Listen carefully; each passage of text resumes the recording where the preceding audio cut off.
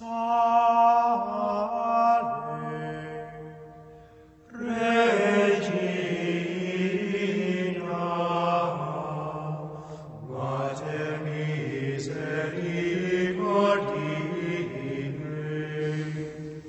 heard in the epistle, St. Peter says, "Dearly beloved, I beseech you as strangers and pilgrims to refrain yourselves from carnal desires which war against the soul."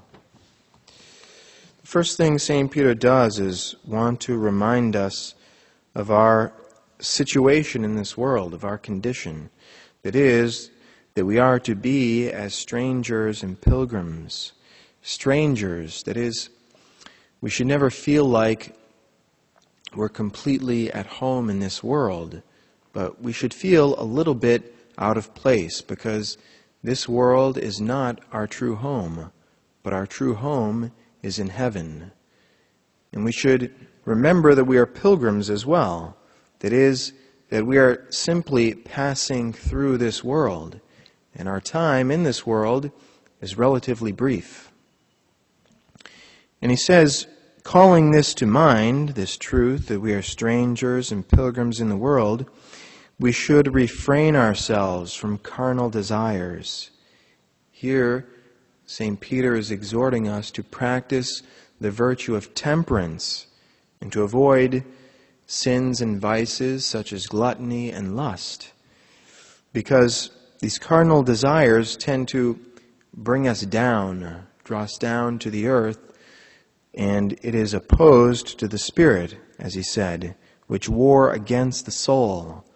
The desires of the soul, which desire to rise up to God, and which can only be satisfied by love for God and love for neighbor. These are the true and noble desires of the soul. And then he says that we should do this, that is, we should restrain ourselves from carnal desires and which war against the soul, live holy lives. Why? So that the Gentiles, that is, unbelievers, may, by the good works which they shall behold in you, glorify God. That they may glorify God. That is, that they themselves may be converted and begin to lead virtuous lives. And it calls to mind just how important it is to live a good example, to live lives of good Christian example.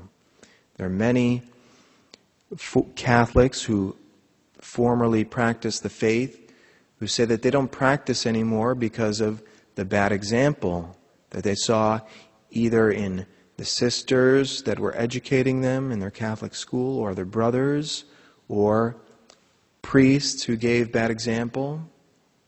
There are others who don't approach the Catholic Church, other Christians who maybe would otherwise be inclined to enter the Church, but are scandalized by the bad example of Catholics. In fact, it was Cardinal Newman who said something to the effect of, the hardest thing about becoming a Catholic is having to deal with other Catholics, the bad examples that they were giving.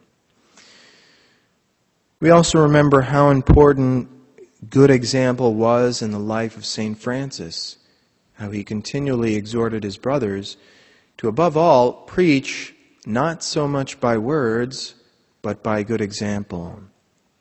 Again, let's follow our Holy Father's advice and counsel, as well as that of St. Peter, and strive to live holy lives and give good examples that others too may come to glorify God. In the name of the Father, and of the Son, and of the Holy Spirit.